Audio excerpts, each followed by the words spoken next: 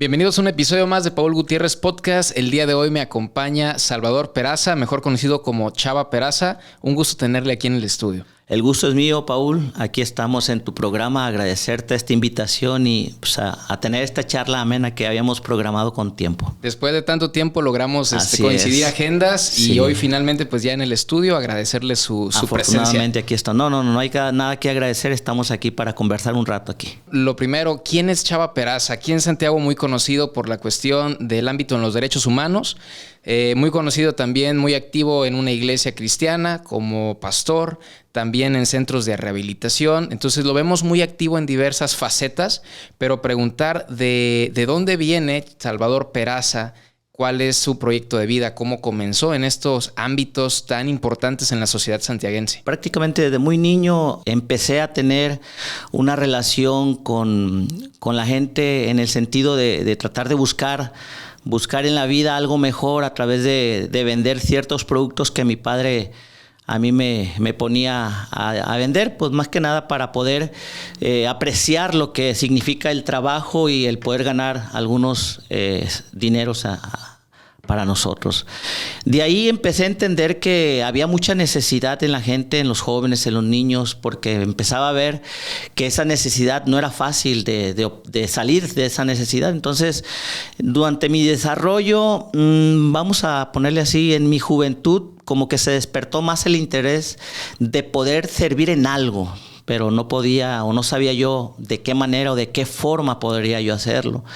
Llega el punto crucial donde yo me voy a Estados Unidos y allá veo la cruda realidad de los inmigrantes, la forma en cómo ellos viven o la forma en cómo ellos buscan la mejor manera de vivir y cómo sufren antes de cruzar, durante el cruce y ya estando allá. Entonces, yo siendo un inmigrante me involucré, estamos hablando ya cuando era un joven de unos 20 años, me involucré en organizaciones civiles en Estados Unidos de ayuda a los inmigrantes, en la Border Action Network, que significa una acción de ayuda humanitaria para los inmigrantes. Ahí me involucré desde mi juventud porque pues sentí ese llamado, ¿no? Natural.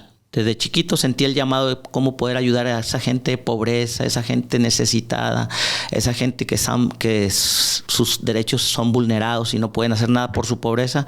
Y ya estando allá como que desperté ese interés ya de manera más formal.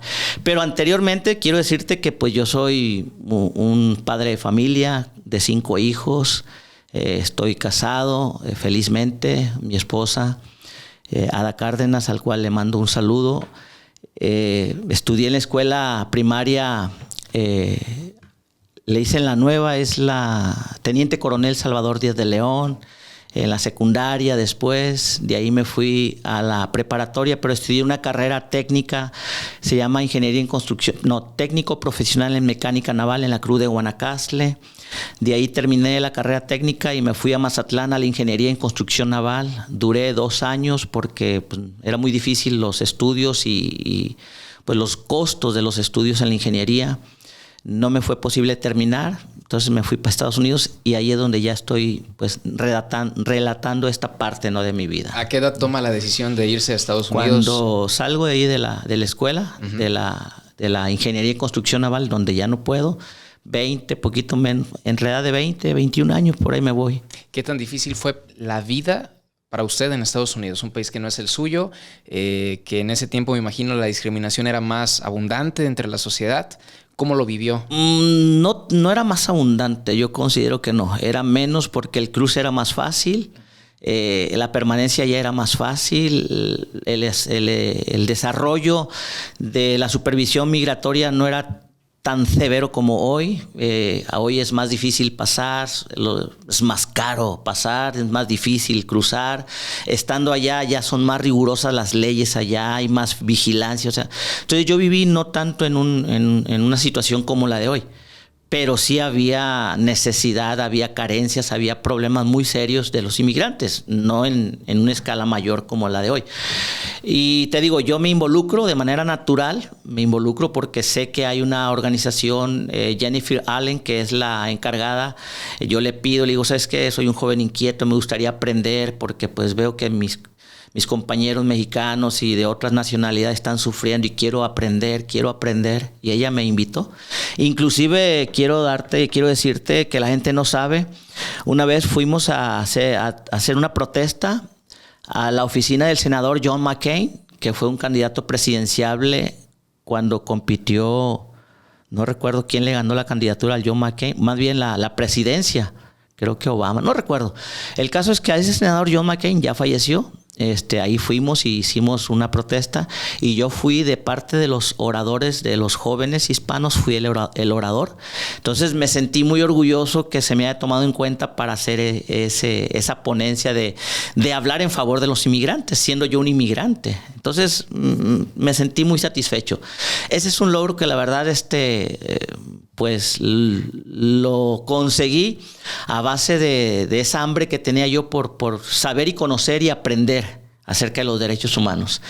Ya en esa época vino una época oscura a mi vida. Digo oscura porque me involucré en las drogas. Ya de ahí, cuando llego a lo más bajo, en un traspié que tengo muy fuerte, pues hay muchos grupos de ayuda en Estados Unidos. Uno de ellos es el Victory Outreach, se llama así en inglés, es Alcance Victoria, son centros de ayuda para jóvenes. Ahí recibí mi primera ayuda y de ahí viene el interés de ayudar a jóvenes con problemas de drogadicción, porque a mí me ayudaron. Entonces yo estaba en lo más bajo, prácticamente nadie apostaba para conmigo, inclusive pisé 2 cárceles en Estados Unidos, ¿verdad? Viví pues esas experiencias muy, muy, muy difíciles que vive un inmigrante. Pero cuando llego aquí a México, pues llego ya, después de esa parte oscura, llego ya como preparado para poder apoyar a mi pueblo o ayudar o poner algo en favor de mi pueblo. Y fue cuando llegué aquí, es cuando estaba el entonces candidato a gobernador Antonio Echevarría Domínguez, y junto con él una coalición de partidos. Y yo cuando llego en esa época que está el movimiento, hay un líder de los jóvenes llamado Antonio Echevarría García. Él nos invita al movimiento Jóvenes por el Cambio. Más bien ya tenían ese grupo. Entonces yo cuando llego, pues conozco yo aquí a muchos jóvenes. A varios conozco, ¿sí? De los de mi edad. Y pues me involucro con ellos, entro al grupo de jóvenes con ellos, Jóvenes por el Cambio, me involucro ahí.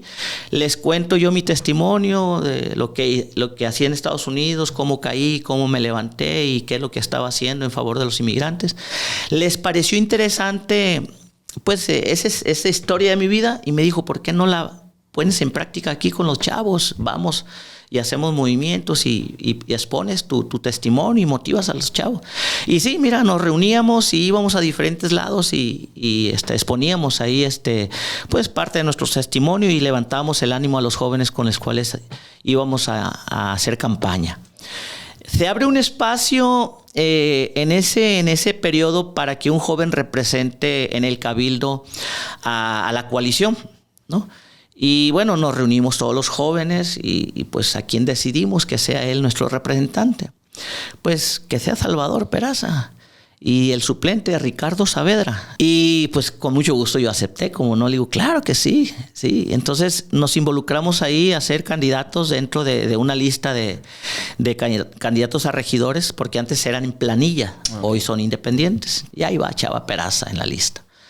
Pero previo a eso, pues dijimos, yo voy a establecer ahora sí que una postura muy clara sobre lo que es la administración. Yo no sabía nada de administración, sabía de lucha, sabía de exigencias, pero ya en la cuestión interna de cómo se llevan a cabo no sabía nada. Tuvimos que ir a un curso y pues ahí se ocupa que sea uno honesto, que sea uno de principios, íntegro, y pues no es fácil ser íntegro y tener principios dentro de un ayuntamiento. Y nos involucramos, sí, se ganó, fui regidor. El primer año, como todo, pues todo bien. El segundo año, ya como regidor, pues fueron ya, ahora sí, los golpes muy fuertes. Recibí, pues, ahora sí, recordatorios muy fuertes hacia mi persona en pleno cabildo, recordándome a mi madre. O sea, eran tan fuertes los jaloneos, pero te imaginarás por qué. porque yo no permitía pues desvíos, no permitía nada de eso. Siempre que yo observaba algún desvío, yo lo manifestaba en cabildo, me oponía y exigía cambios y yo no votaba a favor. Entonces todo eso permitió que yo pues se me bajara el sueldo ilegalmente. De ganar 8,000 creo que ganaba 4,000, no recuerdo, por ahí a la quincena. Todos los apoyos que yo podía conseguir como regidor bloqueados. Me mandaron a la Cámara de Diputados a hacerme un juicio político, me querían quitar. O sea, ¿te puedes imaginar cómo un regidor puede llegar a ese punto porque no estás cumpliendo intereses? Llegó un momento donde se da el segundo informe de gobierno y yo con maíz en mis manos les aviento a los regidores en sus pies maíz, ¿sí? Hago una protesta por un joven que golpearon en la espalda, Goyito, que en paz descanse. Yo entro con Goyito con su radiografía y acompañando a Goyito y exigiendo justicia en favor de él. Pues, era mi mero mole, o sea, exigir justicia, así es que me fui con todo. ¿Qué tan peligroso ha sido eso para usted? Yo no le llamo peligroso, porque el peligro es cuando, ahora sí que estás haciendo cosas malas y que sabes que en cualquier momento puede llegar a tocarte la justicia y hoy pues ve dónde están nuestros flamantes funcionarios de administraciones pasadas. Muchos están en las cárceles. Entonces, yo no veía peligro porque yo estaba haciendo las cosas bien. También que mira dónde estoy. O sea, sigo vigente, gracias a Dios. O sea, de una forma u otra aquí estoy. Entonces, yo no lo miraba peligroso. Peligroso en el sentido que me quitaban dinero. Pues como sea. Ya no podía hacer gestoría, pues no hay problema. Pues llegaban las represalias, ¿no? Entonces, como que... Esa parte sí la sentí. Llegó un momento donde hoy tengo en memoria cuando estaba un compañero Digo, lo cuento para que haya un antecedente que creo que la gente no sabe. Estaba un compañero en el área de Coplademú. Yo había mandado varias solicitudes de información sobre el gasto indirecto que ahí se estaba generando.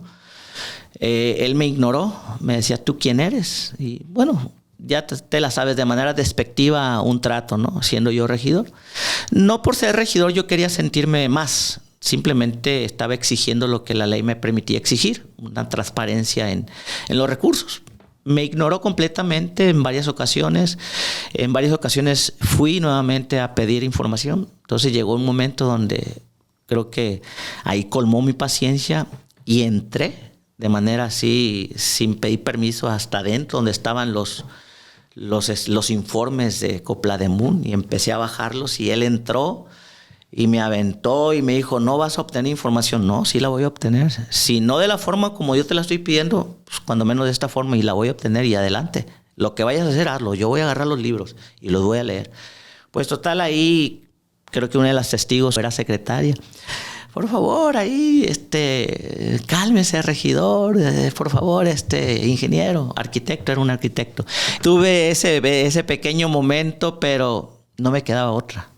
Me dieron la información, el gasto indirecto pues estaba desviando, detecté todo eso. En la seguridad pública, otro incidente, para contarte 2 incidentes. Ajá. ¿Por qué me cortaron recurso y por qué me cortaron gestorías? Llegué yo y me dijeron, ¿sabes que hay una persona golpeada? Los padres me dijeron, mi hijo está golpeado y necesito que vayas a verlo. Entonces, pues yo fui, estaba en barandilla, disculpe, le digo, pues vengo aquí, me presenté como debe ser, ¿no? Buenas tardes, mire, pues me informaron que es una persona así, pues solicito pues el ingreso para poder ver y poder ser testigo de cómo está la situación. Señor director, pues aquí está el regidor Salvador Peraza que quiere ver al detenido. Así. Mándenlo y papá. Ya escuchó, regidor. Dile que voy a entrar. Señor director, dile, ya te dije que lo mandes, Bueno, yo voy a entrar y hagan lo que tienen que hacer. Me brinqué, la barandilla me brinqué y caminé directo a las celdas. El policía quería detenerme y le habló al director. Entré. No me querían detener. Me brinqué y iba caminando y salió él, ya te imaginarás, alto, el amigo, ¿no? ya te dije que no digo las palabras. Y digo, voy a entrar, ya entré, ya estoy aquí, ¿qué vas a hacer? Detenerme adelante, golpearme adelante. Y seguí caminando y que lo detengan. Y no me detuvieron los policías. Y entré, vi, levanté el reporte y le informé. Y me regresé. Incidentes como esos, muchos. Al contador público también tuve un momento, también entré así a la brava y no me daban los informes, entré hasta donde estaban los informes y, por favor, Salvador, mira, ahorita te doy los informes, pero no entres así. Pues ya te lo estuve pidiendo desde hace tiempo y no. Hasta el fondo me metí, pues me dieron toda la información, pues miré todo lo que había. Nepotismo, bastante desvío de recursos. Entonces, por eso se me fincó un juicio político para desaforarme, pero no procedió. Y pues esa parte de mi experiencia como regidor pues me dejó pues ese sabor agradable porque pues les dije yo tengo que hacer lo correcto. Cuando yo estaba haciendo lo correcto y nos reuníamos otra vez los jóvenes, le decía a Juanito, pues lo tengo que hacer, mi hermano. Y nomás cambiaba de un color a otro. Pues hazlo, me dice Juan, pues hazlo. Pues claro que lo tengo que hacer. Pues que esa es mi responsabilidad.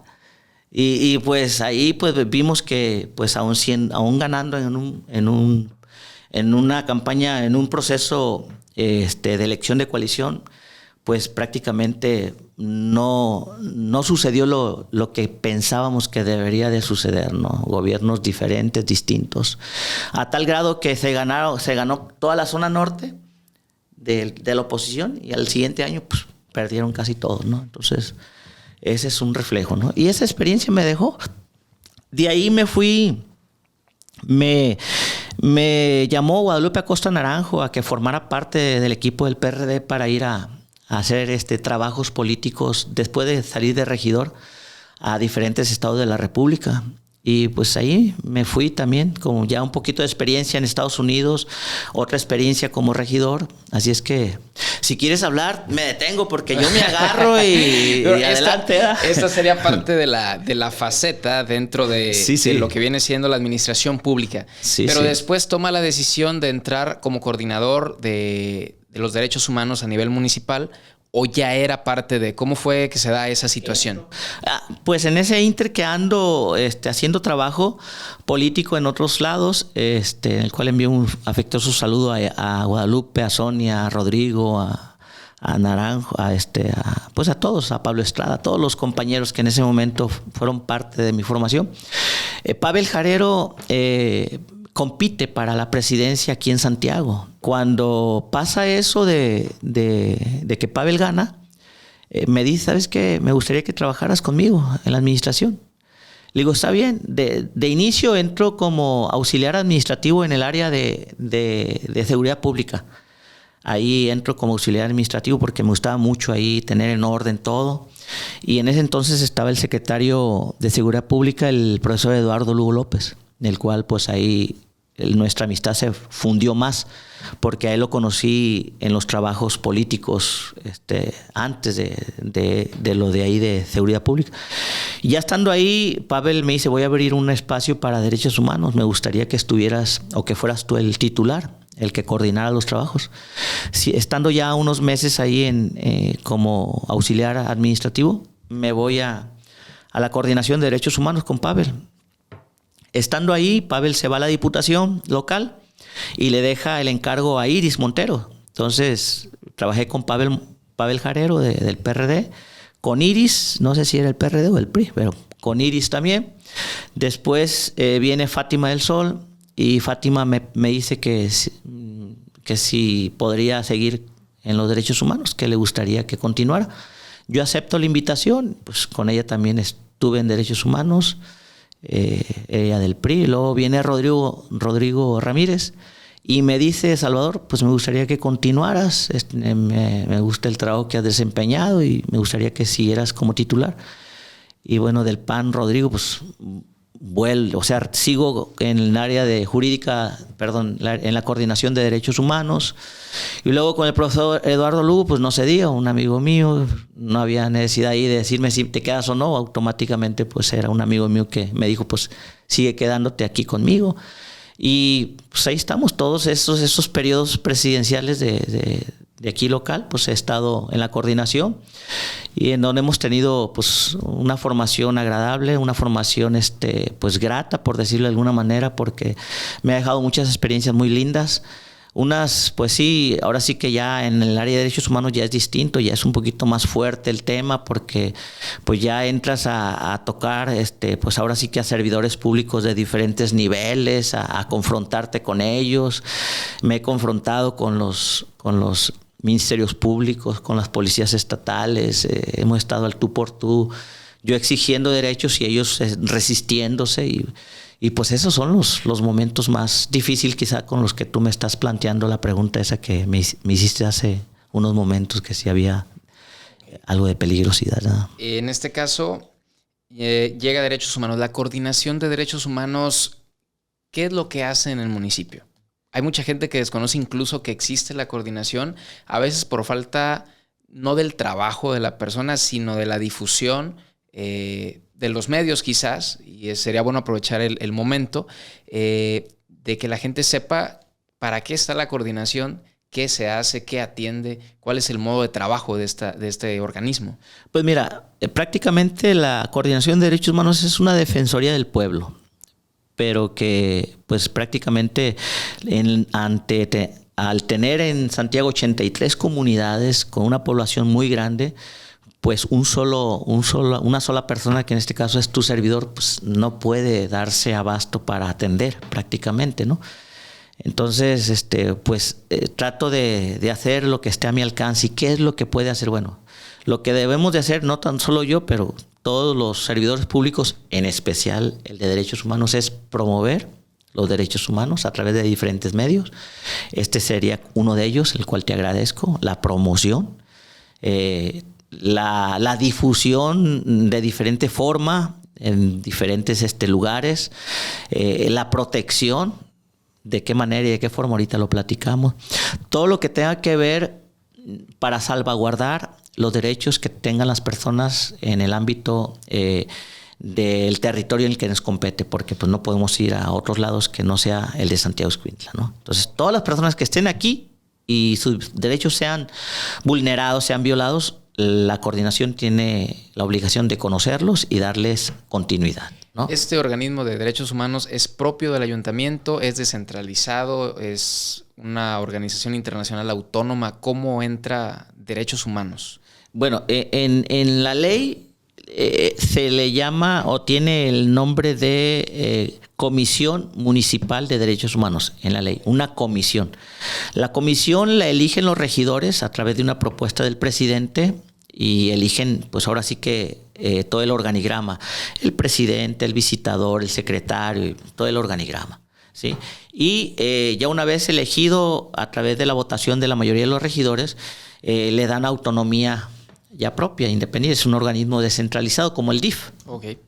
Ya tiene ellos hacen el presupuesto, se lo dicen al cabildo, el cabildo lo aprueba para que lo pida al Congreso y ya se lo baje a la comisión, ¿no?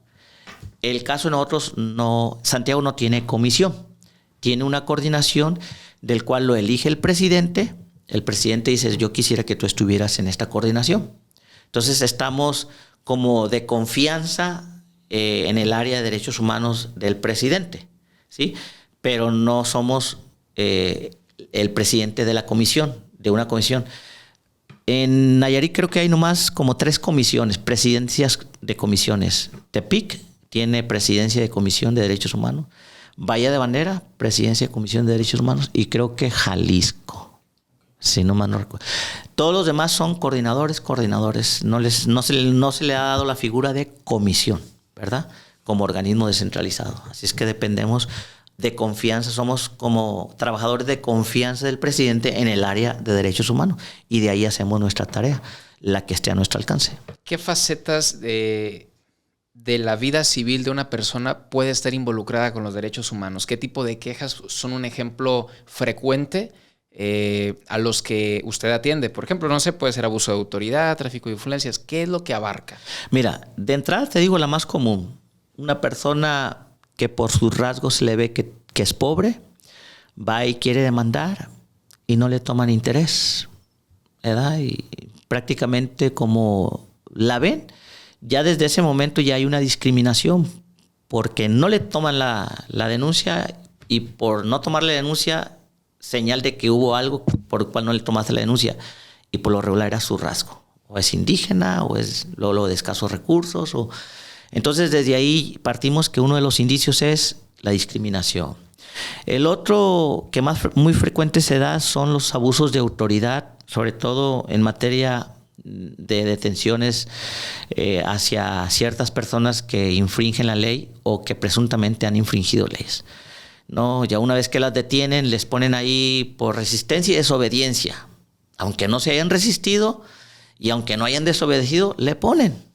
Y nosotros nos hemos dado a la tarea a estar confrontándonos con la policía estatal porque hacen ese tipo de detenciones. ¿Qué tan difícil es decirle a la autoridad que está procurando la justicia, en cierta manera decirle, estás incurriendo en algo que no es así? ¿Qué tan difícil? Es fácil.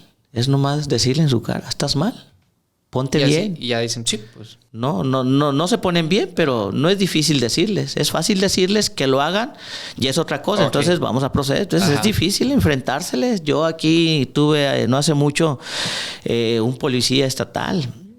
Me hizo pues unos actos indebidos de sus funciones al sujetarme, al moverme de un lugar a otro, y yo le estuve grabando y le dije, ¿por qué estás haciendo eso? Prácticamente en ese momento no estaba grabando video, estaba grabando audio. Okay. Yo llevaba el audio prendido porque sabía que me enfrentó a eso. Pero ya después de que sucedió eso, saqué mi teléfono y grabé video. Y le dije, bueno, pues aquí estoy con este hombre, hace un momento así. Ahora sí, dime lo que me dijiste, ahora sí, házmelo. Callado, le digo, ¿por qué te cambia? ¿Por qué cambias después de que estás apareciendo en un video? Haz lo que estabas haciendo. No es difícil, es simple y sencillamente enfrentársele, confrontarlos.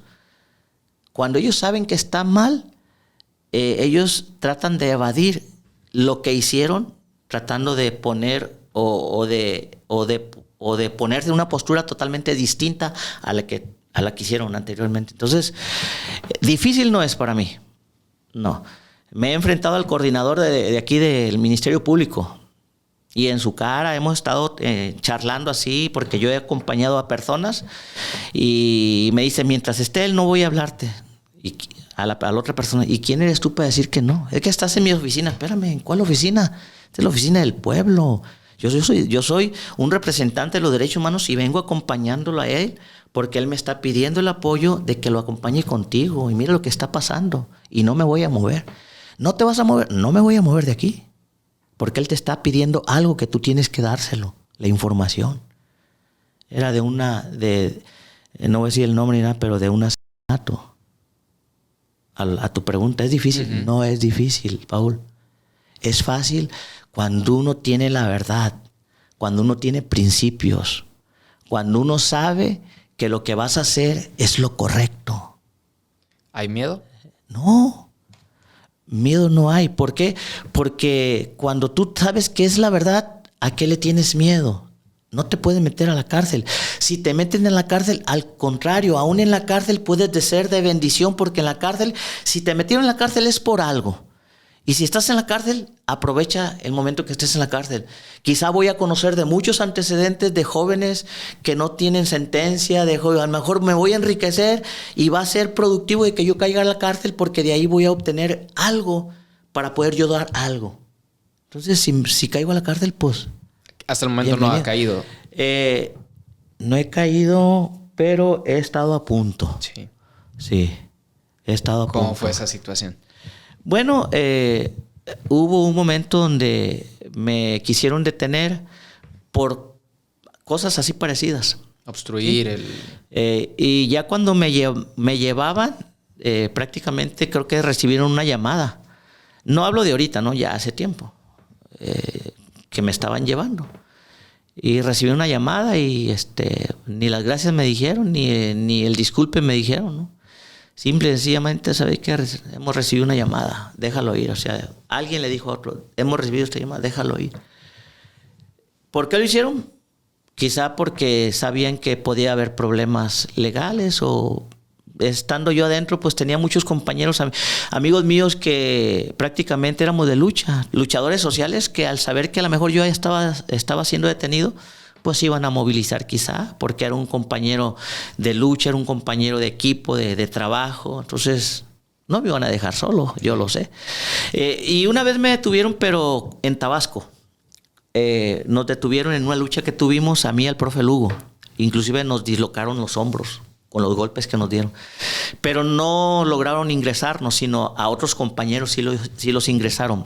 Sí nos detuvieron y nos quisieron llevar, pero no pudieron, porque fueron otros compañeros que lograron entrar a la prisión. Pero sí hubo golpes, sí hubo un momento así. Aquí en Santiago no, simplemente momentos así. Este coordinador que está aquí en Santiago, que fue algo no muy lejano, que tuve esa confrontación, les dijo que iban a hablarle a los policías para que me sacaran. Le dije, está bien, que me saquen. Activé el video, voy a grabar. Dime cuáles son los argumentos para que me saques, ¿verdad? Que quede grabado. Estaban los demás ministerios públicos en la puerta así, escuchando, como en las telenovelas. Y ya cuando sale uno, y ahí estaban, escuchando. Y yo salí y les dije, ¿quieren entrar ustedes por mí? ¿O qué es lo que están haciendo? ¿O vienen a defender a su jefe o qué? ¿O es injusto o es algo violatorio lo que estoy haciendo? ¿O en qué hice mal? Cuando tú sabes que no estás haciendo nada mal, ¿por qué vas a tener miedo? No, al contrario, estoy preparado mentalmente y espiritualmente para recibir eso y cualquier otra estupidez de gente que trae basura en su cerebro, que lo suelte, no pasa nada. No pasa nada. Entonces, hemos trabajado así y te digo, y esas son las experiencias. Otra experiencia cuando le dieron de golpes a un compañero que vendía bonais. Iba por el bordo jalando su carrito. Tomaba mucho el joven, Iba el muchacho. Pasó una policía con un elemento y un compañero. Hijos de su... No, les mentó la madre. Le dieron la vuelta. Volvieron a pasar. Hijos de su... Se para, lo agarran y lo suben. El que va adelante, el compañero que va adelante, va manejando y va viendo por atrás lo que va sucediendo. Digo, eso te lo cuento porque ya sucedió. Ya, ese fue el antecedente de lo que sucedió. El que iba atrás, se le hizo fácil con el tolete, con el ¿cómo se llama? El rifle, o eso que traen, darle 2, 3 golpes en el abdomen. Al llegar allá a los separos, pues pobre hombre ya no se pudo levantar. Le desprendió por dentro. Se quejaba, lloraba, gritaba. Al bajarlo, pues no podía ni pararse. O sea, no, ándale, te haces tonto y ándale. Y así, arrastrándolo llevaron y no.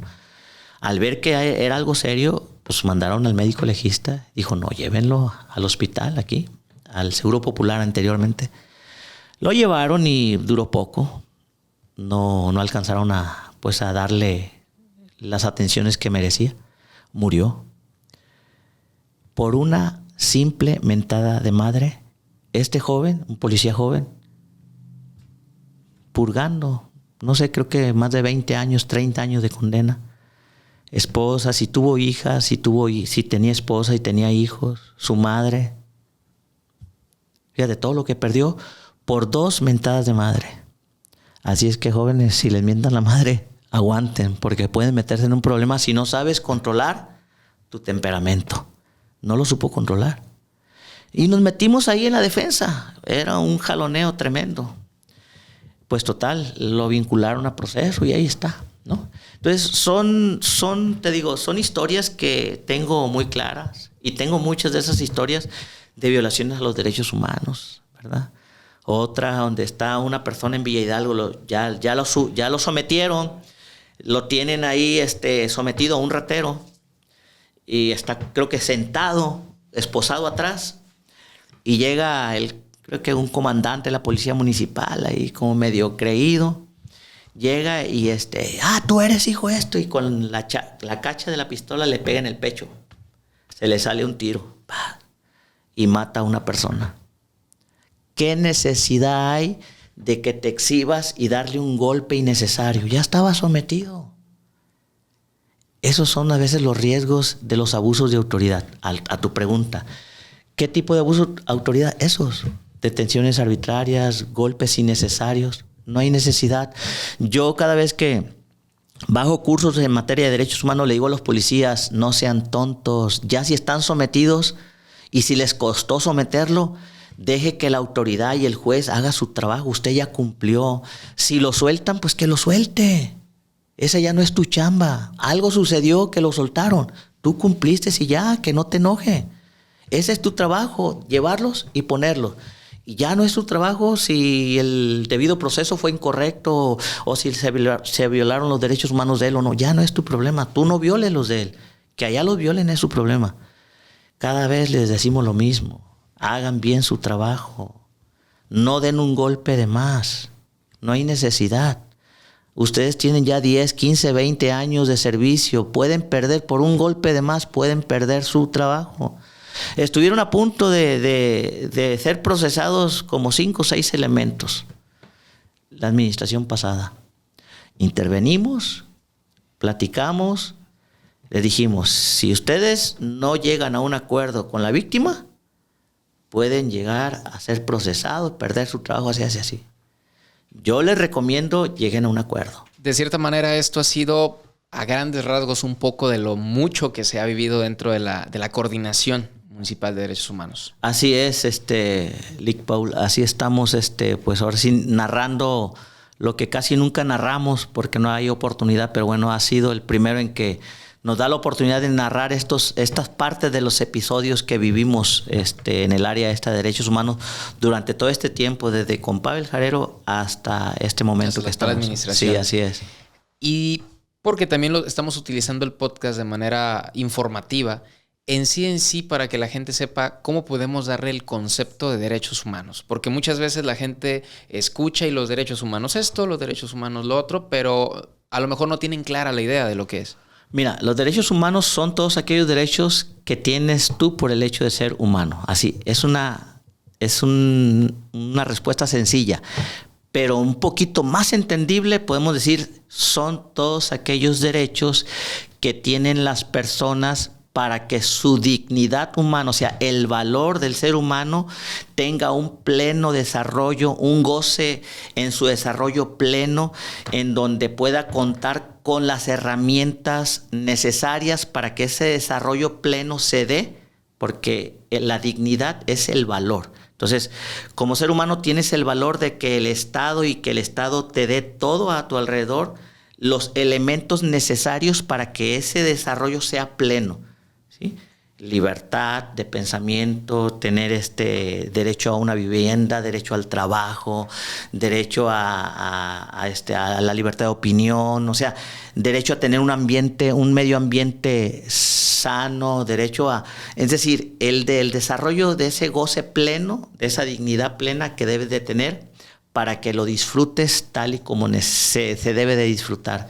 Esos son los derechos. Ahora, esos derechos se tienen que plasmar en una constitución. Estos derechos humanos llegan a la constitución y se convierten como en derechos fundamentales. Los derechos humanos que están plasmados, vamos a decir, en los 30 derechos de la ONU de 1948, si todos se agarran y se plasman en la Constitución, son los derechos fundamentales que están plasmados, ¿no? Esos derechos fundamentales tienen garantías individuales, que es como un pequeño desglose. Esas garantías individuales son como las herramientas que se ocupan para que esos derechos plasmados en la Constitución se lleven a cabo. Vamos a poner ejemplo, derecho a la salud, ¿sí? Y, bueno, se necesita estar en la Constitución y la Constitución necesita desarrollar una serie de elementos, de complementos, estructurar ciertas cosas para que ese derecho a la salud se lleve a cabo. Hospitales, médicos preparados, herramientas, y que dentro de eso haya ordenamientos jurídicos que lleven a cabo que ese derecho a la salud se lleve a cabo con la mayor dignidad posible que se vea reflejado, ¿no? Entonces, esas son las garantías, son como las herramientas que se ocupan para darle el toque a ese derecho a la salud. ¿Cuándo se firma la declaración? El primer estatuto formal, ahora sí, de los derechos humanos tal cual como los conocemos. Bueno, en la Declaración de las Naciones Unidas, el 10 de diciembre, si no mal recuerdo, en 1948 se plasman los 30 derechos fundamentales, ¿no? de las Naciones Unidas, con Roosevelt, no sé si es Elena, pero era la esposa del presidente Roosevelt en aquel entonces. Entonces, de ahí viene, ahora sí que en 1948, pues es como la segunda generación de los derechos humanos, ¿no? La que hablamos. La primera, pues, es el derecho a la vida, el derecho a la libertad, a la no discriminación, a la reunión y asociación, etcétera, etcétera, en donde el Estado debe de abstenerse de interferir en el pleno goce de esos derechos, y eso se da como a finales del siglo XVIII, los primeros derechos que se plasman, ¿no? Como tal, ya los están llevando a cabo. Ya en el 1948 ya se plasman 30 derechos y son como ya un compromiso de todos los estados que forman parte de las naciones, que los tienen que estar recogiendo para sus países, ¿no? Sus constituciones. Pero lo chistoso es que aquí en México el derecho humano, o más bien el poder defender esos derechos humanos con la Defensoría del Pueblo, se da hasta 1900, si mal no recuerdo, 92, cuando se constituye la Comisión Nacional de Derechos Humanos, en el 92. En el 89 hay un trabajo por ahí de conformar esa dirección, y ya creo que para el 90-92 se constituye como un organismo de Defensoría del Pueblo, y para el 99 ya tiene su autonomía, su presupuesto y todo. Entonces, para que se pueda tener una Defensoría del Pueblo, pues en la Comisión Nacional de Derechos Humanos es en ese tiempo. Pero mucho tiempo atrás ya se había dado, creo que la Defensoría de los pobres, hace mucho tiempo, pero la Comisión Nacional se da para el tiempo de 1999, si no mal no recuerdo. ¿La comisión sí recibe un presupuesto gubernamental para su manejo? Sí, ya recibe un presupuesto, ya es autónoma, es un organismo autónomo como muchos otros, como el INE, como la COFETEL, como muchos otros organismos autónomos que les dan presupuesto y tienen. Y aquí en el estado pues hay una comisión estatal que también tiene un presupuesto propio, tiene autonomía propia y ejerce. Y los mismos debería de haber en los ayuntamientos, comisiones que tengan autonomía y presupuesto propio. Entonces estamos trabajando en eso. No ha sido fácil, pero ahí estamos trabajando en que los municipios tengan esa autonomía, ahora sí, como con sus comisiones. ¿Existe una dependencia que es atención a víctimas? ¿Va relacionado con esto o es completamente diferente? Bueno, va relacionado porque esa dependencia de atención a víctimas, pues prácticamente lo que hace es a darle un acompañamiento jurídico legal a la víctima. Sobre todo llegan muchos casos de mujeres. Ese acompañamiento se le da continuidad, inclusive asesoría jurídica, y les ponen hasta abogados, ¿sí? Y la mayoría se da porque son violatorios a sus derechos humanos, porque no se le da una continuidad o un seguimiento legal a la denuncia o al interés que ella o la persona tenga. Entonces, esa dependencia de asesoría a víctimas o acompañamiento a víctimas trata de recomponer esa parte que a veces se desvía, y igual que nosotros tratamos de buscar que vayan caminando bien ese tipo de impartidores de justicia, ¿no? Para eso estamos nosotros, para hacer como un acompañamiento a las víctimas. La misma desinformación en ciertas ocasiones dicen, a ver, es que los derechos humanos solamente están para proteger a los delincuentes o a las personas que hicieron alguna ilegalidad. Muchas veces la misma falta de desconocimiento puede hacer que las personas tengan ese concepto.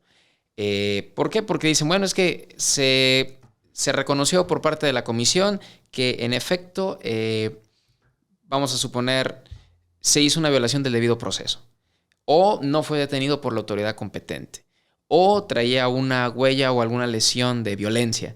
Y entonces, por este caso, aunque el acto o el delito cometido haya sido bastante fuerte, pues fuera porque no hay un respeto. Sí, claro. ¿Qué tan evidente o qué tan cierto es esta cuestión? Bueno, hay parcialmente verdad en lo que comentas porque, bueno, Nayarit vivió uno de los momentos más difíciles en la Procuración de Justicia cuando nos dimos cuenta de la administración pasada lo que estaba sucediendo en la impartición de justicias desde el tribunal con el presidente que está preso hasta el procurador de justicia, en este caso el fiscal que está preso, y el presidente del Congreso que está preso, el gobernador que está preso. Es decir, todos los poderes de un estado están en la cárcel.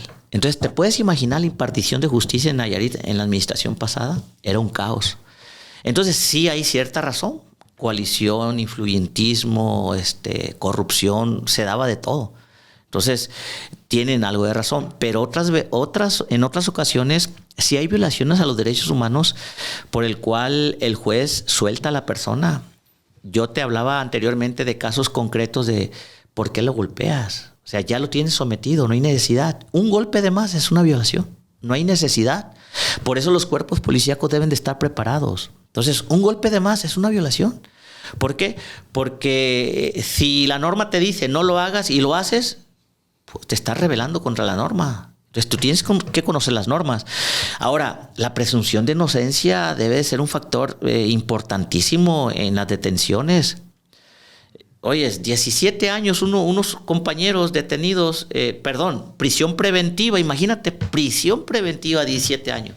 Eso, que de hecho el día de ayer se acaba de mandar un comunicado al gobierno de México, de la Corte Interamericana de Derechos Humanos, donde le piden a México que elimine la detención preventiva oficiosa. ¿Por qué? Porque hasta que no se compruebe que verdaderamente la persona es culpable, que sea procesada penalmente, tal cual al caso o al delito. Sí, al delito. Sí. Tal cual, la pena. Pero lo que hace en este caso, porque tiene un nombre, la prisión preventiva, te guardo mientras compruebo. Y a veces ahí te tengo 10, 15, 20 años. Como en el caso de 17 años. Ajá. Es un récord. México rompió el récord de una prisión preventiva no oficiosa, sino una prisión preventiva. Y le dicen, no, pues es cierto, no hay pruebas. Entonces, pues ya puede salir libre. Y fueron 17 años, entonces... No, y todavía lo sentenciaron creo que a 35 años. Ya había una hubo 2 personas. Y traían un brazalete en el pie. Ajá. No podían salir del estado. Sí. Entonces... es algo tremendo. En cuestión de impartición de justicia, México le falta mucho, Paul, le falta mucho, hermano, en estas características que tiene México, en estas, vamos a decirlo así, composiciones políticas que se han dado a lo largo de todos estos años. Venimos arrastrando pues una cultura de la no legalidad en muchos de los aspectos que prácticamente nos están golpeando hoy en día. Pues vuelvo a repetirte, vemos la administración pasada, el sexenio pasado, ¿dónde están ellos? El presidente del tribunal encarcelado, o sea, de ahí te tienes que formar una idea cómo está la estructura. Encarcelado, ¿por qué? Pues te imaginarás, magistrados siendo perseguidos para meterlos a la cárcel. O sea, es tremenda la situación, no es fácil. Entonces, nos estamos enfrentando los organismos defensores de derechos humanos ante ese tipo de monstruos, de corruptos, de gente sin escrúpulos, de gente creída, engreída, sangrona, que por el hecho de traer una arma se creen y quieren humillar a la gente. No. Somos mucho más los que queremos un cambio, que los que queremos transformar a nuestra gente y que queremos vivir en paz que esa gente. Lo podemos lograr, claro. Podemos trabajar en eso. Solamente es cuestión de decirles sus verdades. Entonces, ellos vienen a veces con una formación y traen un caparazón que les es difícil quitárselos. Pero podemos quitárselos, podemos exhibirlos, lo podemos lograr. Solamente necesitamos levantarnos gente con calidad moral, con calidad íntegra para poder ejercer y reclamar esos derechos. Si yo le digo a la gente, desde aquí mando un llamado, la gente que sienta que sus derechos han sido violados, podemos hacer algo, podemos reclamarlos, podemos exhibir y exigirle a la persona que se lo violó que lleve un proceso penal si es que así fuera necesario. Podemos hacer valer todo eso. Si no es de nuestra competencia en el ámbito municipal, si es en ámbito estatal, podemos hacer que la Comisión Estatal conozca y llevar a cabo denuncias. Si es del ámbito federal, como en el caso en el Seguro Social, que hay situaciones de actitudes de personal del Seguro Social o de alguna otra institución federal que violen o discriminen a unas personas, pues podemos ir a la Comisión Nacional para que conozcan del asunto. Podemos nosotros recabar la queja y presentarla a la Comisión Nacional, que es la competencia de ellos. ¿Podemos hacerlo? Sí, lo podemos hacer con mucho gusto, pero hay que exigir que se respeten los derechos, ¿no? Y es lo que estamos haciendo. Algo que me llamaba mucho la atención era que la Corte Interamericana le manda estas recomendaciones porque precisamente era una incoherencia que la misma Constitución diga que toda persona es inocente hasta que se le demuestre lo contrario, pero sí te voy a meter a prisión entre lo que averiguo a ver sí o no. Entonces había una incongruencia. Se contraponen. Había una incongruencia y le decían, entonces vamos a ver qué es lo que pasa, ¿no? El gobierno respondió que haría algunos cambios para ver o mejorar la procuración de justicia. Está obligado, porque si firmó está obligado a hacerlo. Está obligado a hacerlo. Esperamos algún cambio entonces. Si no es que lo tienen que hacer. Si no lo hace, que es el Congreso, la Suprema Corte tiene que pronunciar. Sí, ahora, si la Corte no se pronuncia, si a ti te llegara un caso parecido a ellos, tú recurres a la Corte Interamericana, que es el máximo organismo en este caso de protección a tus derechos, y la Corte pues le va a exigir, ¿sabes qué? Libéralos, le va a exigir. Si no hay sanciones para el Estado, cualquier país que no acate este tipo de disposiciones, hay sanciones. Entonces, estamos obligados a hacerlo. Y aparte es sano. ¿Por qué es sano? Porque es un derecho. O sea, tú no me puedes detener 17 años y después decirme, discúlpame, no, al juez que te juzgó, a aquellos que te detuvieron, a aquellos que fraguaron, a aquellos que te metieron a la cárcel, el Estado mexicano le va a pagar a esta persona por este tipo de personas que prácticamente hicieron lo indebido. Creo que 100,000 pesos, $100,000, creo. Más aparte, va a exigir una disculpa pública, va a exigir una capacitación a los cuerpos policíacos, a los impartidores de justicia en materia sobre lo que se está recomendando.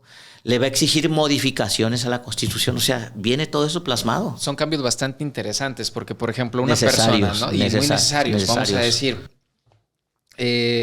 Una persona atropella a una persona porque se quedó sin frenos. O sea, no va con el dolo de querer hacer las cosas y pues hace un acto de homicidio, ¿no?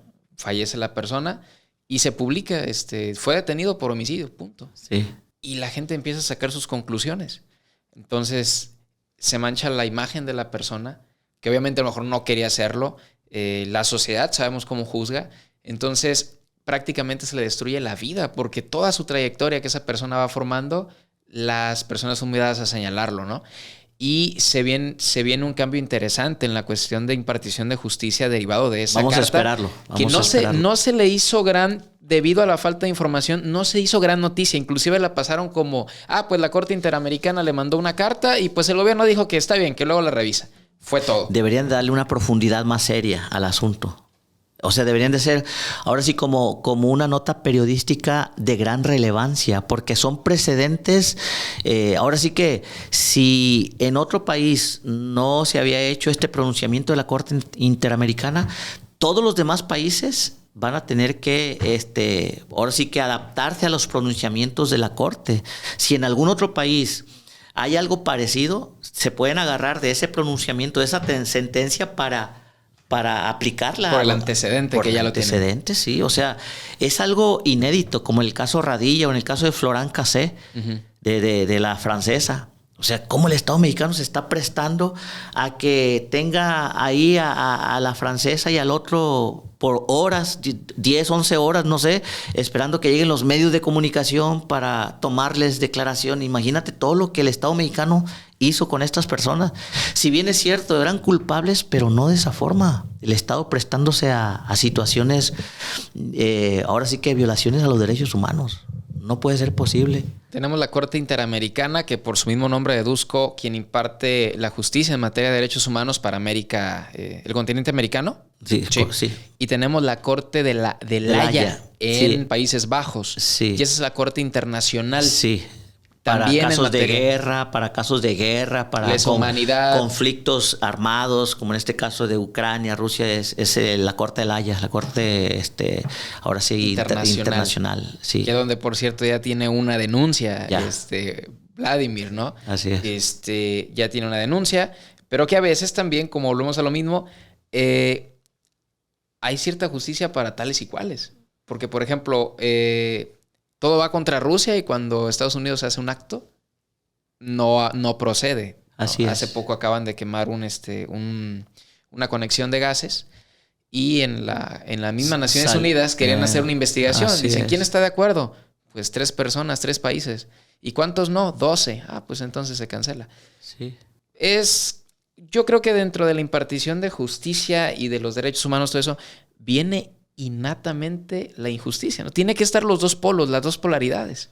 Es que energías del ser humano que ahí están. Sí, es que hay personas que tienen esa función de hacer lo malo. Entonces, y si están dentro de organismos públicos, pues van a hacer lo malo. Entonces, decías tú, hay otro polo opuesto, que hay gente que quiere hacer lo bueno. Entonces, cuando se chocan y si pues la relevancia de los buenos logra vencer, como en el caso, ahora sí que la comparación de tomar el ejemplo de nuestro flamante estado de Nayarit con los flamantes políticos que están presos, ahí está el resultado. O sea, hubo un cambio trascendental, sí. O sea, que esos son precedentes, sí. Y que deben de ser precedentes para los que vienen, sí. Porque no puede ser que un presidente del Tribunal Superior de Justicia esté miscuido en actos de corrupción. No, ya no debe. No es posible que un gobernador esté miscuido en actos de corrupción. No, no debe. Va a pagar como están pagando hoy en día. No es posible que un líder, transportista, así. No, tienen que pagar. Y tarde o temprano les llega la justicia. Entonces, ¿pero por qué? Porque hay un avance de exigencia, de impartición de justicia, de reconocimiento de nuestros derechos. En este caso, las personas víctimas no se callaron, se movieron, hicieron lo que pudieron, anduvieron de un lado para otro. Yo formé parte de la Comisión de la Verdad cuando Rodrigo González Barrios y otros compañeros nos convocaron a la Alameda en Tepic. Yo firmé el acta de la formación de la Comisión de la Verdad, en donde pues se invitaron a personalidades defensoras de los derechos humanos, personalidades que abogan en favor de impartir la justicia como tal. Y mira, ahí está el resultado. Un grupo de especialistas, de abogados, trató de apoyar a esas víctimas y se enfrentó al Estado. Pero ahí está el resultado. Sin embargo, como por ejemplo, al final de cuentas va a caer sobre un juez o sobre algún grupo de personas que van a dar la declaratoria, sí o no. Es difícil porque dentro de la humanidad, dentro de la psique humana, siempre existe un poco de cólera, un poco de enojo, un poco de sentimentalismo al tomar una decisión. O sea, siempre va a existir un margen de error de manera natural en la impartición de justicia, ¿no? Porque por más que lo quiera hacer de la manera más exacta posible, pues no es una calculadora. Hay muchos factores que entran en juego. Las declaraciones, las pruebas, son multifactoriales como para que en esta ciencia siempre se presente un margen de error, ¿no? Que es imposible tenerlo al 100%. Sí, pero hay márgenes de errores muy evidentes, muy palpables, ahora sí que exagerados, ¿no? Entonces, y cuando se ven esos errores exagerados, pues no te puedes quedar con los brazos cruzados. O sea, hay errores sí que pueden ser no tan evidentes, pero el resultado de ese error no tan evidente a lo mejor no es de gran repercusión. Vamos, vaya. Pero 17 años detenidos y que no desistieron en buscar que se le hiciera justicia, ahí está el resultado. O sea, llega porque llega.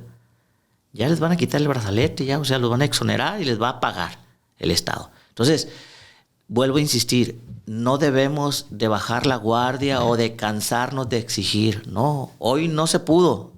con este gobierno, no se pudo con el que viene, no se va a poder pero hay que seguir. Y a lo mejor con el tercer o cuarto gobierno se va a lograr. Y todo lo que te hicieron aquellos, pues van a pagar. Hace poco acaban de detener a Mecinas. Fue, creo, el tesorero de Ney González. ¿Cuándo salió Ney? 2010, hace 13 años, ¿no? Y andan siguiendo a Ney. Entonces, por lo pronto, cuando estás gobernando, puede ser que no te llegue la justicia. Pero sigue insistiendo, tú que fuiste agraviado, sigue. Y llegará el momento en que se te cumpla, que esa justicia llegue. Y es lo que han hecho muchos. No bajan otros quedan en el camino, se desesperan, se desilusionan y tienen razón, porque pues no hay recursos, no hay capacidad, no hay tiempo, muchas cosas, muchos factores. Pero hay otros que a pesar de que no cuentan con todo eso, sus ganas, su hambre de sed de justicia, los lleva a hacer hasta lo imposible. Estas personas no eran ricas. Estas personas no tenían capacidad económica como tal, no. Hay muchas personas muy pobres que se les despojaron de lo poquito, de lo mucho que habían conseguido durante toda su vida.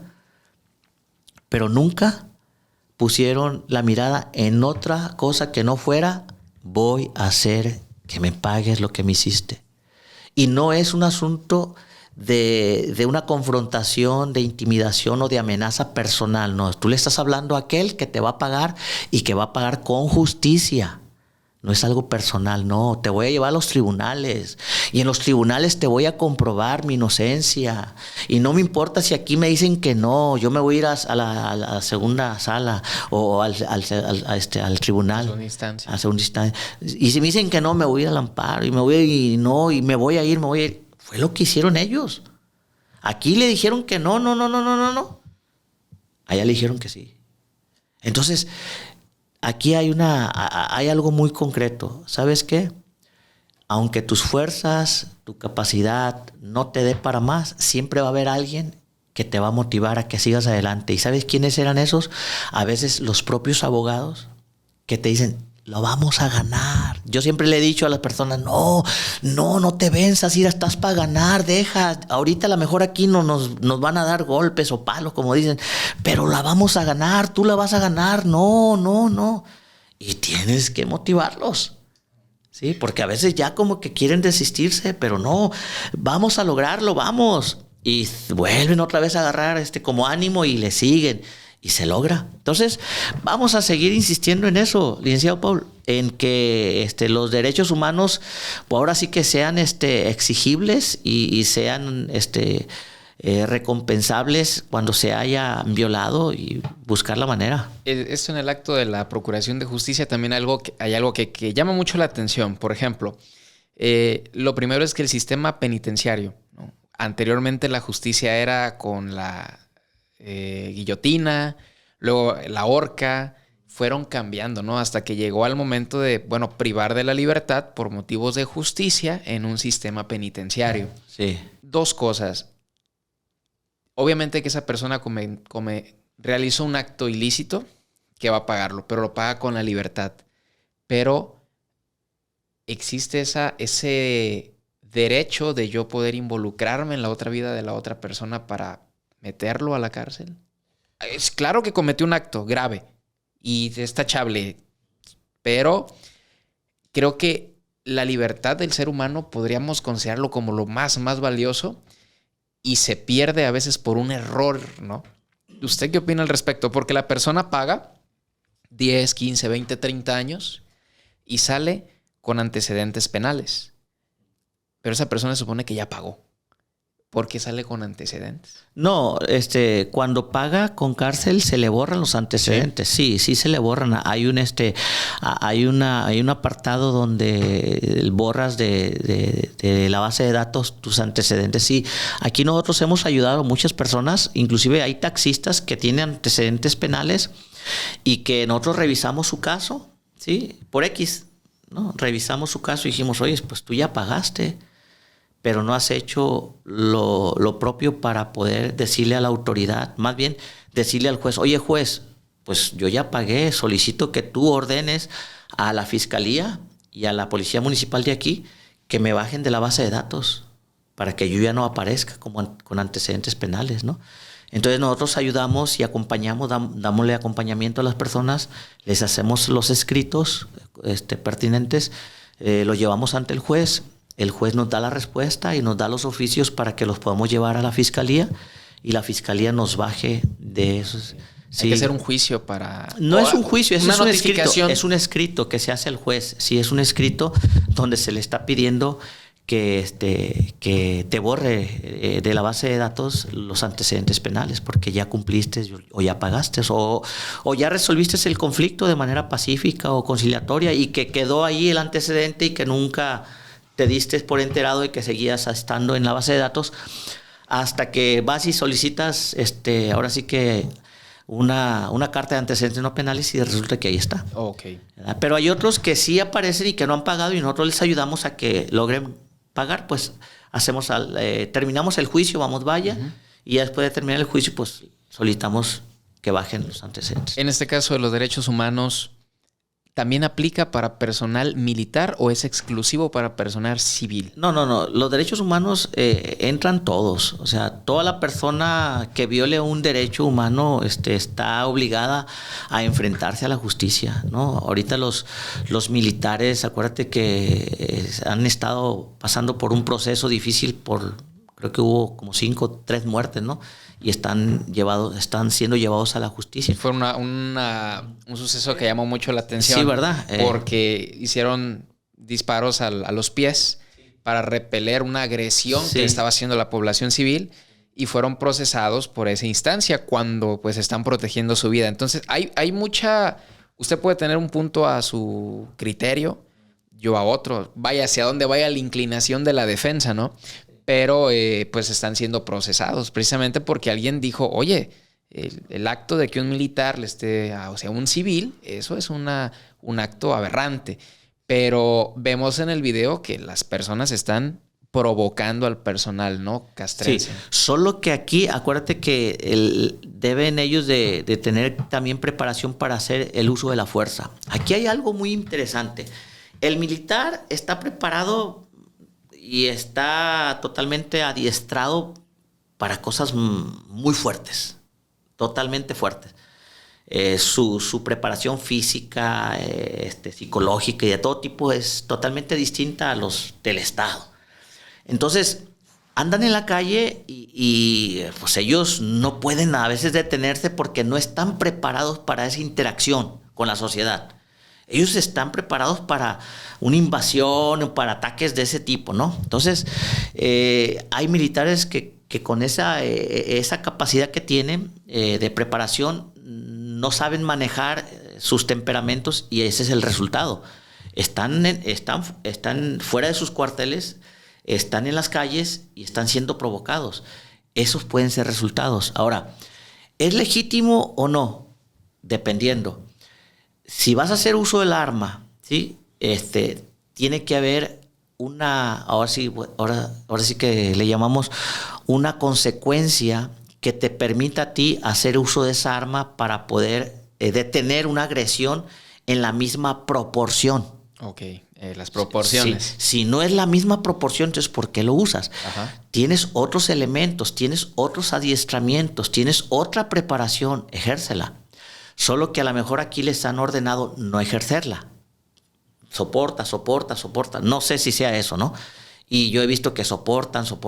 Ve el grupo de feministas, cómo agreden a los granaderos, cómo los insultan, los agreden hasta físicamente, les quieren prender hasta fuego. Y los granaderos no responden. Están preparados para no responder, yo no sé. Pero al ver una agresión... Y al ver que están agrediendo y te están ahora sí que llevando al límite tu integridad física al grado tal de que te provoque una lesión, o que te puedas prender o que te puedan con una ¿cómo se llama? Antorcha o alguna bomba molotov. Bomba molotov y eso. No, tienes que detener a esas personas y llevarlas ante la justicia.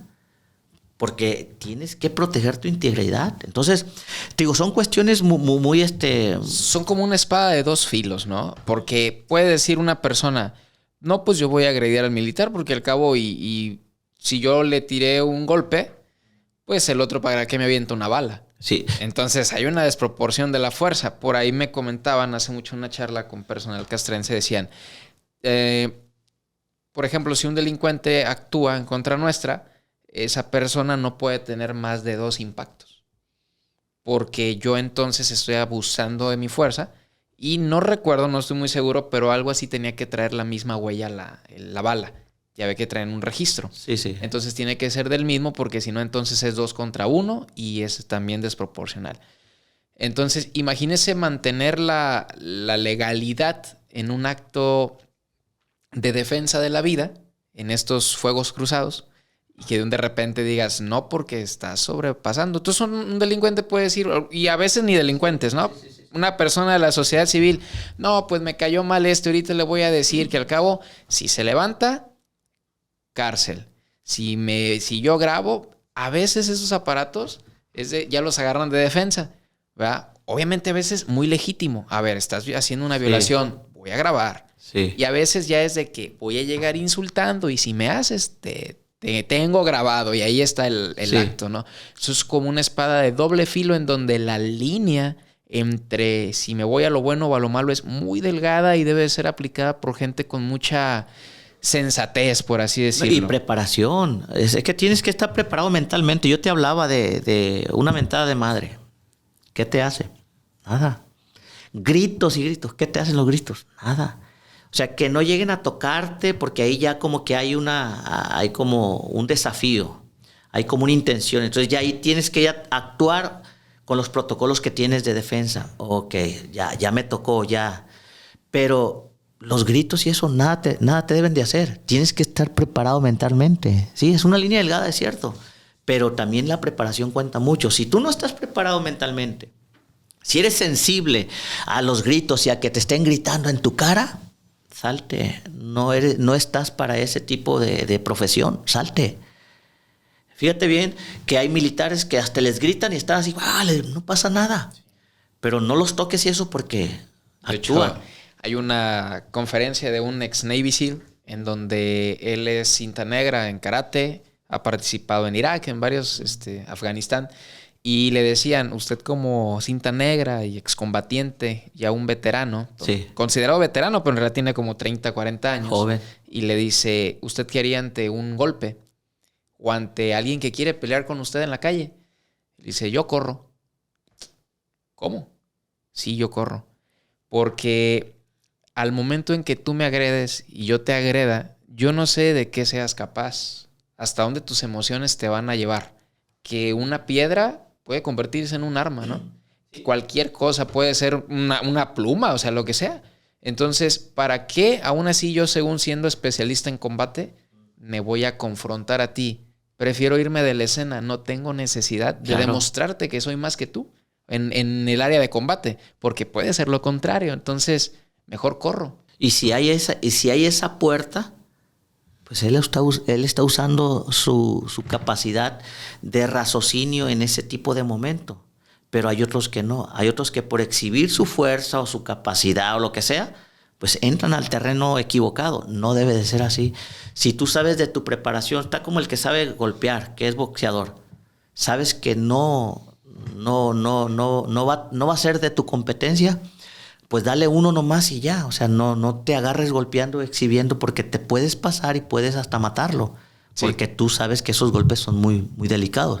Porque sabes golpear y estás preparado para eso. De hecho, son considerados arma blanca, ¿no? Cuando una persona demuestra que tiene estudios de... O de karate, o lo que sea, sí. Ya a la hora de la denuncia resulta que él... Solamente es para someterlos. Tienes que utilizar para tu defensa y someterlos, nomás. Ya si hay una fuerza un poquito igualitaria, bueno, pues es igual, lo vas a seguir utilizando. Pero aquí está el problema, la línea delgada. Y hasta dónde sabes que esa persona... es abstracto eso. No, hasta que ya lo confrontas. Mientras no sabes si está al tú por tú, si es cinta negra o no. Pero hasta que ya lo confrontas, tú vas a saber de qué calidad o con quién te estás enfrentando y ahí ya vas a aplicar lo que tú conoces.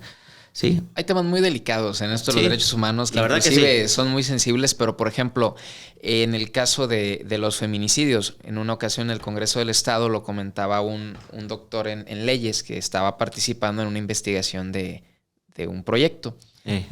Y en ese tiempo era el 2018, comenzaban, si no mal recuerdo, los primeros antecedentes de ya llamarles feminicidio o no. Y dijo el doctor, tengan mucho cuidado a no irse por las corrientes que estén de moda, porque en derecho no es así. Entonces había personas que llevaban esa propuesta y les dice, les pongo un ejemplo. El feminicidio se puede conceptualizar como un crimen porque odiabas a la mujer. Odio, le dice. Eso es, el feminicidio. Dice, odio. Ese es. Pero, ¿cómo demuestras el odio o cómo compruebas el odio ante un juez? Si es algo abstracto. Como decir, no, pues es que yo a esta persona la quiero mucho. ¿Hasta dónde? No, de aquí hasta allá. Ok, demuéstrame cómo la amas. Demuéstrame cómo la odias. Porque si la defensa demuestra que no es un acto de odio, por ejemplo, y que fue por otra causa, entonces se absuelve del delito.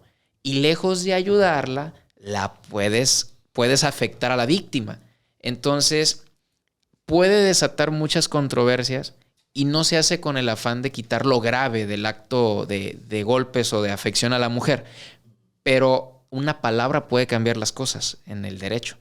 ¿Usted qué opina de eso? Coincido con la referencia que estás tomando. Yo tampoco le puedo llamar feminicidio a toda muerte de alguna mujer, independientemente cómo aparezcan. No es feminicidio, porque para poderlo comprobar, tú lo has dicho, debes de comprobar el odio de la persona. Entonces, ¿tú cómo compruebas el odio? Oye, llegas tú y de repente pues hay un acto que nunca lo hayas visto de tu esposa o viceversa de tu esposo. En ese momento te llenas de cólera y cometes un error y haces lo indebido. Pero no fue por odio, porque odiabas a la mujer, sino fue por un momento, una circunstancia, un hecho totalmente ajeno a lo que... Cuando las emociones ciegan. Pero hay una corriente ideológica, hay un movimiento social que está presionando para que todas las muertes sean tipificadas como feminicidio. Y de ahí venga una protección muy especial para la mujer. Yo no estoy en contra de la protección, se debe de dar, claro, sí. Pero si un hombre mata a una mujer por una circunstancia X, la defensa va a tratar de comprobar que no la mató por odiarla. Quizá fueron causas distintas y eso, y muy difícilmente la otra parte va a comprobar que es por odio. Ahorita no se mata a una mujer por odiarla, por ser mujer, no. Se matan por... No digo que no haya, sí hay quizá algunos antecedentes de casos, pero la mayoría yo siento que no son muertes de personas que odian a las mujeres por el hecho de ser mujeres. Son otros factores que creo yo entender así. Pero yo no me voy con esa idea de esa corriente de que todas las muertes sean muertes producto de un feminista que odia a las mujeres. No. Habrá casos muy, muy aislados, sí, pero no todas. Esto es parte de la faceta como coordinador de derechos humanos en el municipio. Ya hablamos parte de la trayectoria, pero también en otros ámbitos como el pastor Peraza, también como encargado o colaborador en centros de rehabilitación.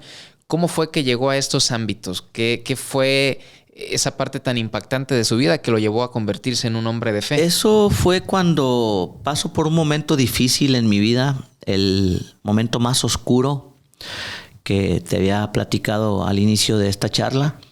Me lleva a buscar ayuda en lugares donde los jóvenes pues reciben la ayuda que merecen cuando estás pasando por estos momentos, y eso lo encontré en un centro de rehabilitación llamado Alcance Victoria en Estados Unidos. Ahí cuando ingreso pidiendo la ayuda que estoy buscando, encuentro que pues el único libro que está para poderse leer ahí es la Biblia, y lo único que hacen ahí son oraciones, son pláticas de fe, como lo acabas de decir, el trato pues totalmente humano, con un trato digno. Y me doy cuenta que esos hombres que me estaban brindando la ayuda, que andaban todos tatuados, pues no eran los hombres que eran anteriormente. Hombres sanguinarios, hombres que prácticamente estaban llenos de maldad y que ahora estaban ahora mostrando el amor al prójimo. Y ese amor me lo estaban mostrando a mí. Entonces a mí me impactó esa parte de ellos. O sea, cómo estos hombres que antes eran totalmente distintos, ¿qué los hizo cambiar? ¿Por qué cambiaron? Eso me llamó tanto la atención que empecé a interactuar con ellos, tratando de encontrar esa respuesta en qué es lo que ellos les había hecho ese cambio. Ellos me hablaron pues de un Dios, me hablaron de Jesús, me hablaron de la Biblia. Yo al inicio lo tomé como algo, pues como cualquier otro proceso de rehabilitación, ¿no? Pero a la medida que fui estando ahí en el internado y fui entendiendo muchas cosas que antes yo no entendía y que yo no podía dejar, me di cuenta que esa fe que ellos estaban depositando habían hecho un cambio efectivo, sincero y real en la vida de ellos. Y dije yo, lo voy a intentar. Nada pierdo con poner esa fe en eso que ellos me están planteando.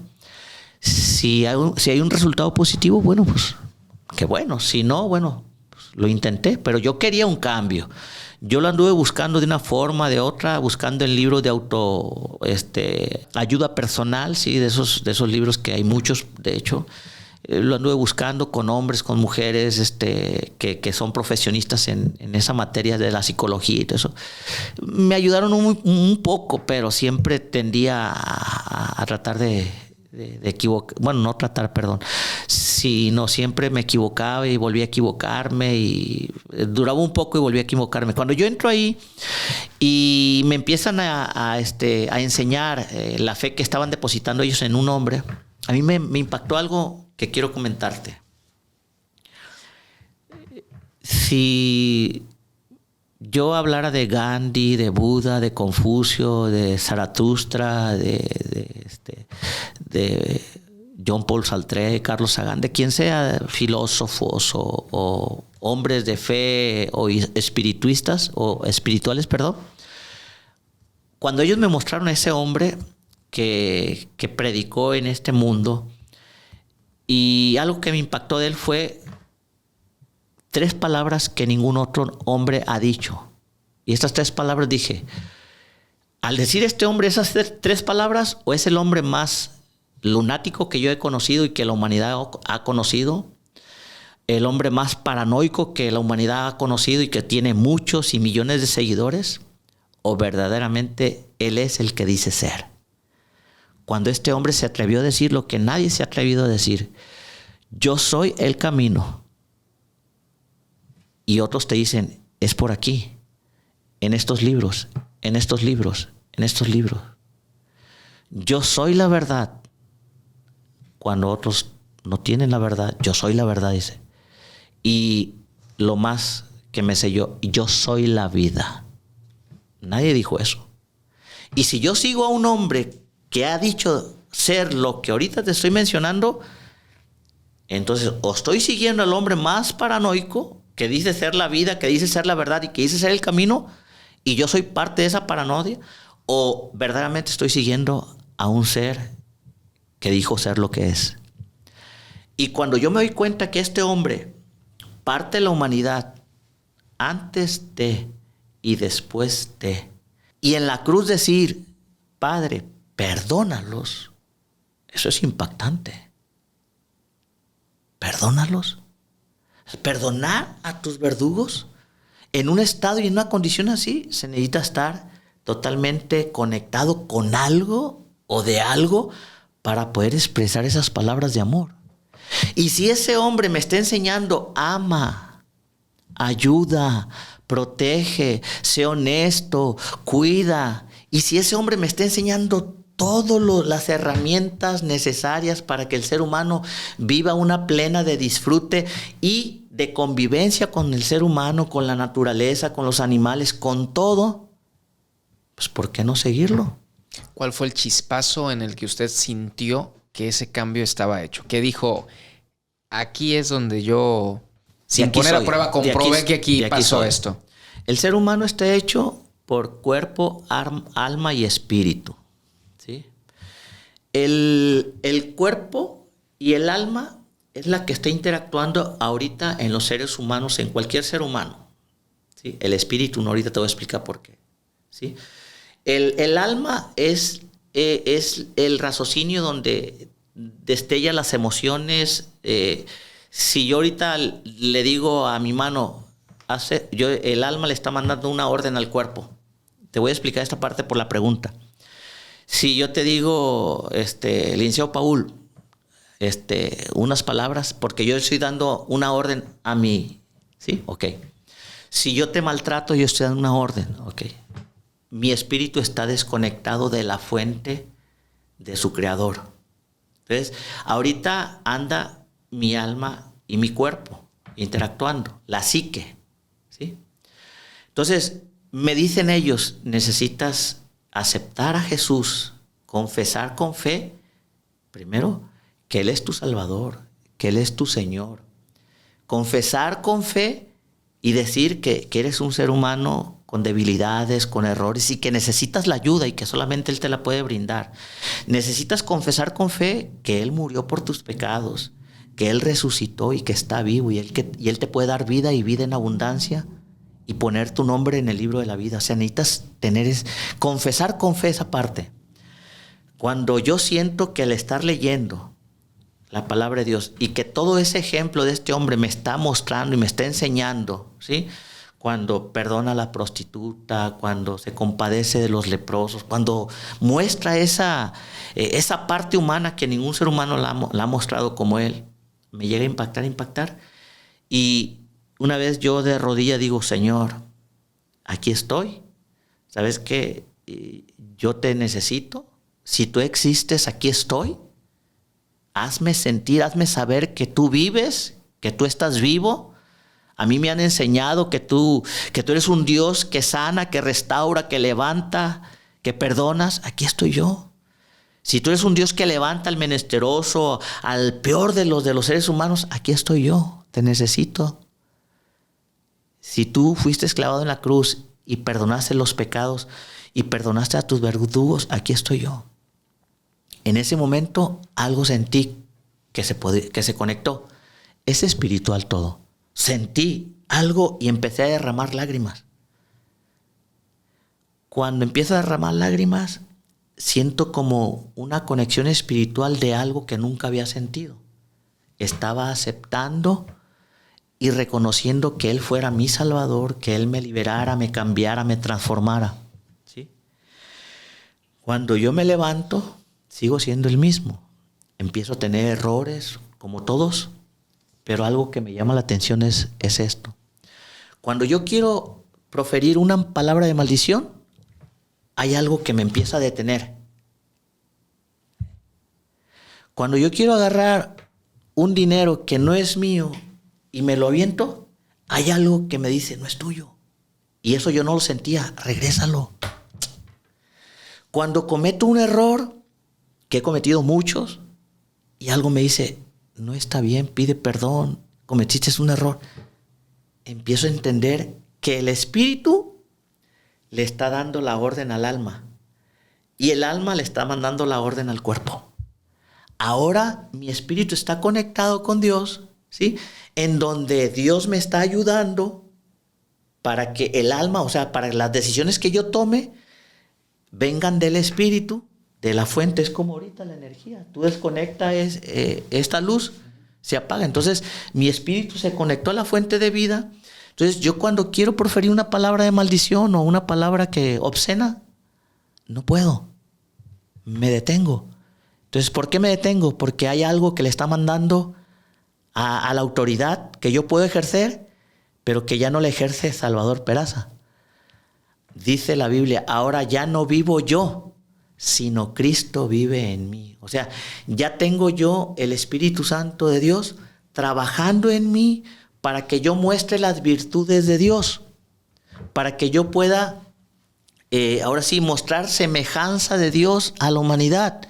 Es decir, portarme bien, ser generoso, ayudar, buscar lo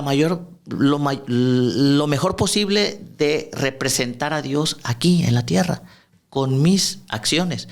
Pero eso yo no lo puedo lograr, porque yo soy malo por naturaleza. El ser humano desde la concepción, ahí viene el gen del mal, el gen del pecado.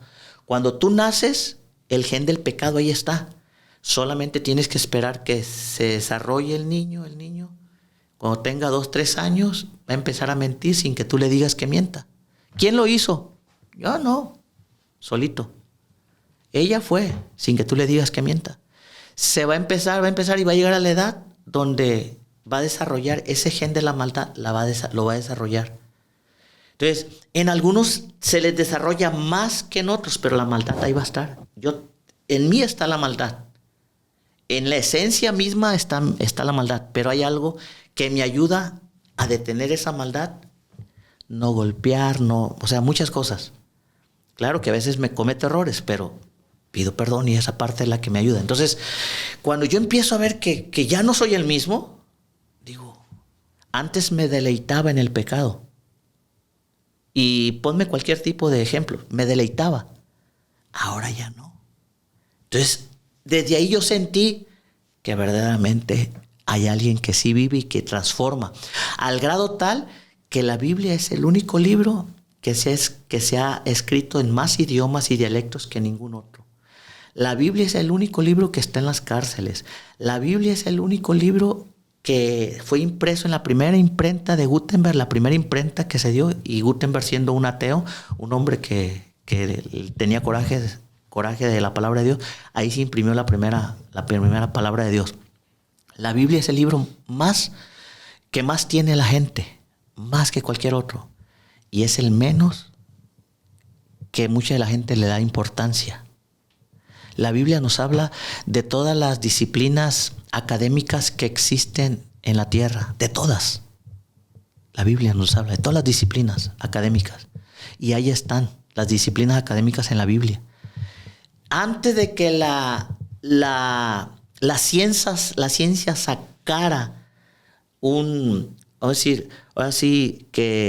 investigación y que fuera el boom de la humanidad, la Biblia ya lo había dicho, antes de que la ciencia lo sacara. Y te estoy hablando de astronomía, de física, de química, de antropología, de cualquier disciplina académica. Antes de que la ciencia sacara eso como un boom, el ADN, la Biblia ya te lo decía. El peso del viento, la tierra redonda, la Biblia te lo decía. ¿Por qué? Porque la Biblia está escrita por un creador, el creador de la humanidad. Entonces, cuando yo siento eso, dije, sí. Desde ahí empiezo a tener esa fe de alguien que cambió mi vida, que transformó mi vida. Yo llevo ahí mi proceso. Llega el momento donde se va a ir el director de ese centro donde yo estoy, y los líderes se reúnen para ver quién asume el liderazgo de ese centro. Cuando se reúnen y me decían así de cariño, 2 pastores, un salvadoreño todo tatuado de la Mara Salvatrucha, que Dios lo había transformado y que ahora era pastor y era hombre que tenía centros de rehabilitación y ayudaba a jóvenes. Y otro había sido un asesino a sueldo llamado Alejandro Quintero y Rafael Ortiz. Ambos ya fallecieron. Pero ellos 2 se reunieron con un grupo como de 50, 60 jóvenes que estábamos ahí y nos dijeron, hemos sentido que quien tome el liderazgo seas tú, Chavita. Me decían Chavita. Yo, ¿pero por qué yo? Porque quizá vieron que cuando yo sentí el cambio, empecé a tomarle como mucha pasión y mucha fe a esta nueva faceta de mi vida en lo espiritual.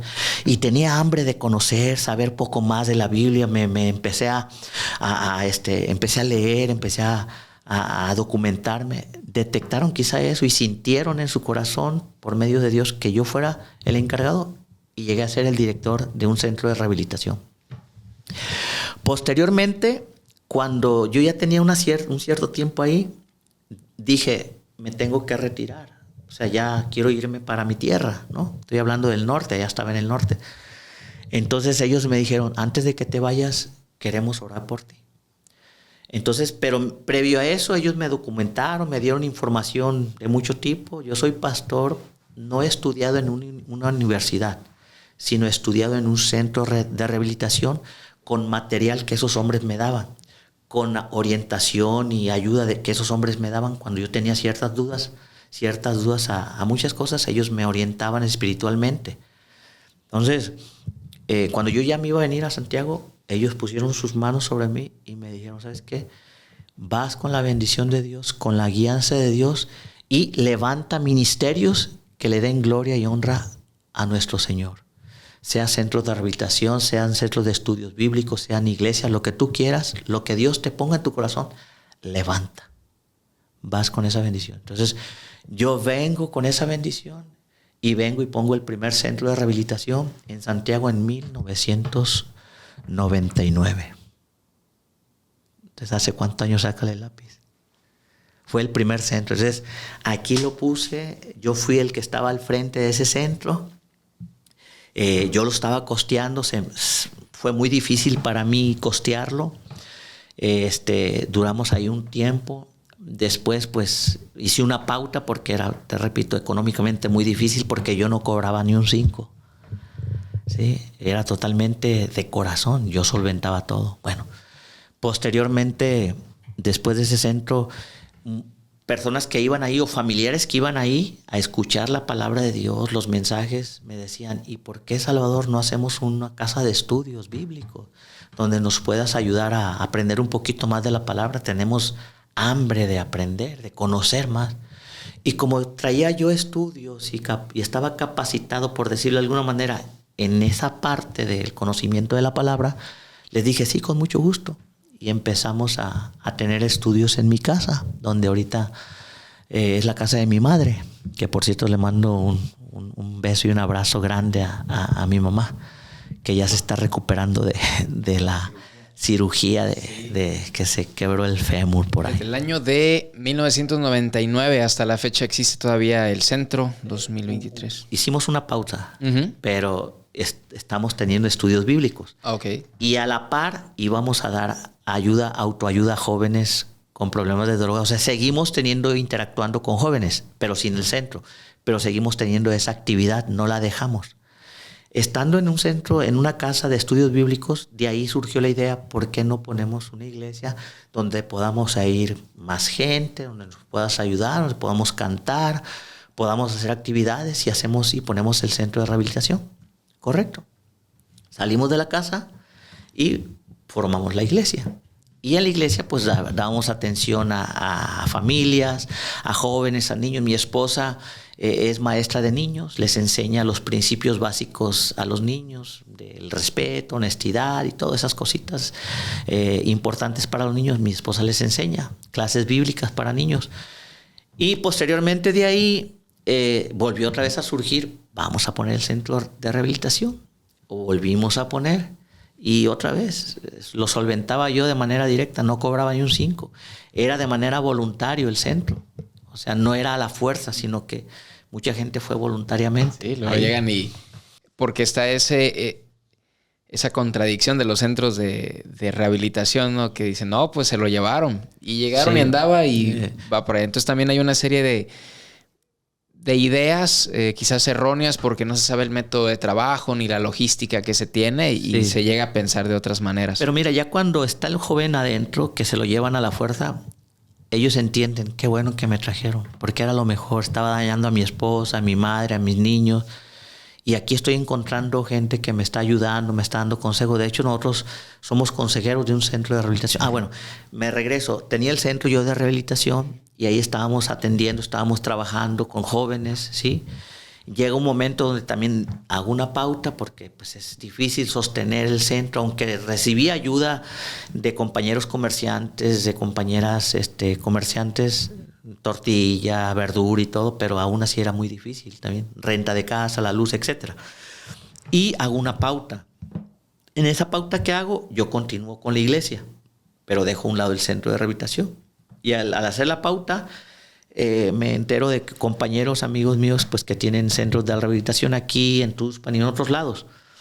Entonces me dispongo a ofrecer para poder ser parte del equipo de ellos, para poder compartir la palabra y eso. Y tenemos la apertura de estar compartiendo la palabra en esos centros donde hay 50 o hasta 100 jóvenes, y pues ahí hacemos dinámicas, cantamos, oramos, damos pláticas, ayuda, compartimos la palabra, le llevamos dulces, chocolates, paletas para que hagamos el equipo, nuestra presencia amena. Así es que esa faceta sí llegó y así estamos sosteniendo. Entonces, ¿cómo llegó a ser Salvador Peraza pastor? Pues de esa forma. Y bueno, a lo mejor la palabra pastor es correcta, pero igual soy el hermano Salvador o como gusten llamarme. Comenzó el proyecto. Sí, pero ahí estamos sirviéndole a Dios, platicando y llevando el mensaje de la palabra de Dios a la gente necesitada. Pues la verdad que ha sido un gusto que nos acompañara en este programa. Agradecerle enormemente su visita, las palabras, todas las experiencias, ¿no? que nos está teniendo la confianza para platicarlos. No sé si desea agregar algo más para poder finalizar. Pues simplemente agradecerte este momento que me permites pues salir a la opinión. Al equipo que aquí te acompaña, ya están los muchachos, los jóvenes, les mando un cordial saludo. A Chava Ramírez, un joven talento, la verdad que pues deberíamos de reconocer los jóvenes que hoy en día, ante un momento tan difícil, se están abriendo espacios y caminos en medio de una situación tan tremenda, ¿no? La pandemia, la crisis económica, falta de oportunidades y tener proyectos de esta naturaleza es algo de reconocerse. A ti también por ser un joven talento donde tu inquietud te está llevando a esto, y sé que este es el inicio de un proyecto muy, muy, muy generoso, muy bondadoso. Agradecerte enormemente y decirte que pues estamos aquí para poder apoyar a la comunidad, a la gente, y deseo lo mejor para este proyecto, para los jóvenes que forman este proyecto. Les deseo lo mejor y que Dios los bendiga a ti y a la audiencia que nos está escuchando. Pues muchísimas gracias, licenciado, por estar aquí con nosotros, y pues nos vemos en un episodio más de Paul Gutiérrez Podcast. Muchas gracias. Hasta luego. Hasta luego.